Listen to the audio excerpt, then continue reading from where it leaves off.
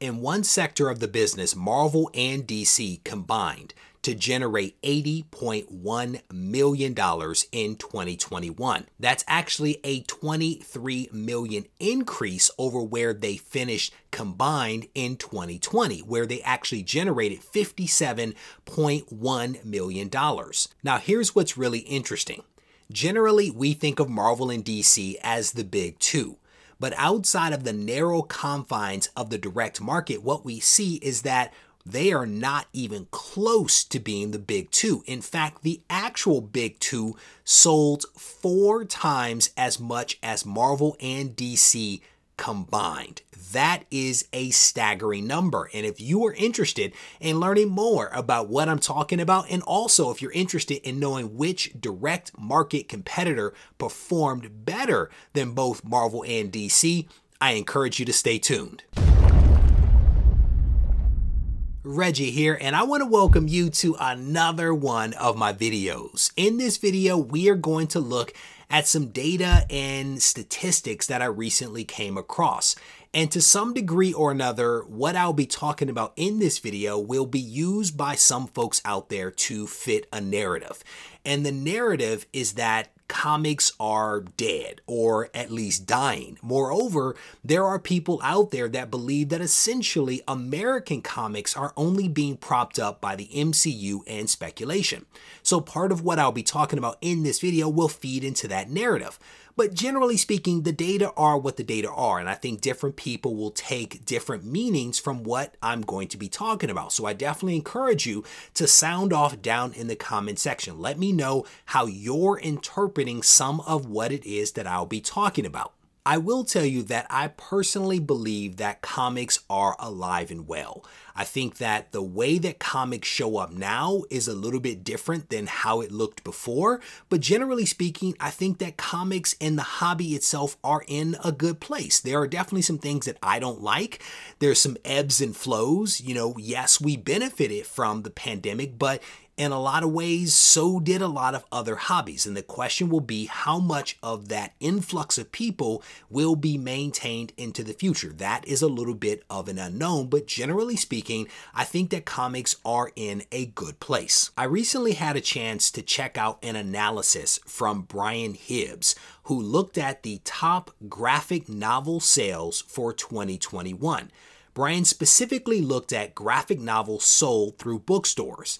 And what he found is that Marvel and DC are only the 5th and 8th largest publishers respectively in the book channel. Brian is actually a retailer, a comic book retailer, I believe located in San Francisco, but he's been doing this analysis on what's happening in the book channel for a long period of time. Specifically, he's looking at graphic novels. Now, this is really important because when I've spoken about the health of the comic book sector before, I've oftentimes highlighted that graphic novels make up a healthy percentage of what is actually being sold. And so we're going to dig a little bit into that data, but not within the respects of a local comic shop, more focused on what is being sold in bookstores. Again, graphic novels sold outside of LCSs in the book channel. When you dig into the data, what you see is that DC Comics managed to sell $49.7 million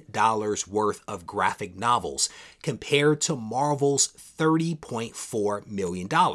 Now, let's be honest, neither one of those numbers are small. That is a significant amount of money until you frame it up with the big two. Viz Media sold $208.4 million and claimed the #1 spot as the top graphic novel publisher in 2021. For those that don't know, Viz is the top manga publisher in the US. And again, this is where a lot of those people that love manga are going to say that American comics are dead because Viz sits atop the list.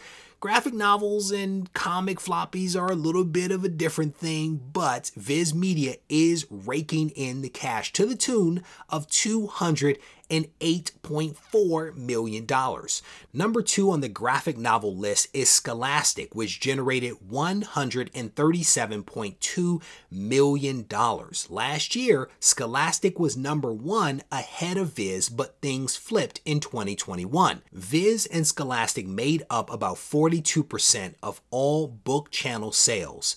In comparison, DC and Marvel combined accounted for only 10%. Like most publishers, DC and Marvel benefited from the pandemic, but both were leapfrogged by Boom Studios, who wasn't even on the list in 2020. Boom managed to pull in a staggering $55.6 million in 2021 thanks to Berserker and Something is Killing the Children. I also have to mention Dark Horse, which pulled in $49.2 million and claimed the number 6 spot just behind DC. Without a doubt, there is a ton of money being generated by graphic novel sales. It's also pretty clear to me that neither DC nor Marvel are truly committed to this space. That's not necessarily a bad thing because they still generated a lot of money, but imagine if they were actually focused on the book channel, how much money they could actually generate. What's really crazy is that DC was the market leader for a long period of time and actually ranked number 2 on the list as recently as 2018. Before the American comics are dead crowd gets too excited, I want to circle back to Viz. And I told you a second ago how much money they brought in, which is a staggering number. But when you look at the overall percent, what you see is that they accounted for 57% of all manga sold in 2021. Now, with that said, this percent was actually lower. Previously, it was 63%. So, it's a little down, but still doing incredibly well to the tune of $200 million. Again, just a staggering number to think about. In previous videos, when I've spoken about the health of the comic book market, typically I focused on what is actually happening at LCSs. We tend to use the Comic-Con data, which again has a slightly narrow focus on LCSs. When I found this data from Brian, it gave me an opportunity to go a little more broad and to look at different ways that publishers are actually generating revenue. And I'm very glad that I actually found this data because it's a nice complement to what we get from Comic-Con. And I will put a link in the description in case you want to check out this very long and very detailed data set from Brian. I definitely encourage you to check it out if you are a data person because there is a ton of insight that can be derived. The cool thing here is that, again, there's a ton of money that is being generated. And part of the question is, will Marvel, will DC, will Boom Studios, and Dark Horse choose to focus on this aspect of things a little bit more? Because, again, there is a ton of money to be made. I still believe in floppies. That is my thing, but you cannot ignore the revenue that can be generated with graphic novels. As always, I want to thank you for taking the time to watch this video. I hope that you enjoyed it, and I'm looking forward to reading your comments down in the comment section. Let me know how you're thinking about this data. Should Marvel and DC focus on this aspect of things? Should they make a run at it and generate some additional revenue, or should they just stay the course with what they're doing? Sound off in the comment section. If you need to reach out to me, feel free to do so on Instagram at Regie Collects. Take care.